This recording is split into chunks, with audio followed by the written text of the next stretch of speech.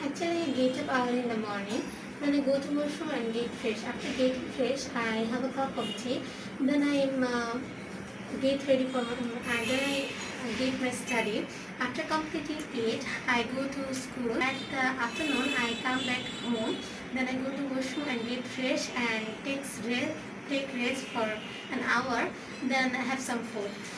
In the evening, I play with my friends for an hour. At night, I complete my homework and enjoying TV with my parents. And then we all of our family members have supper. Next, I go to my personal room and join with my personal work. And finally, I go to my bed and that's all.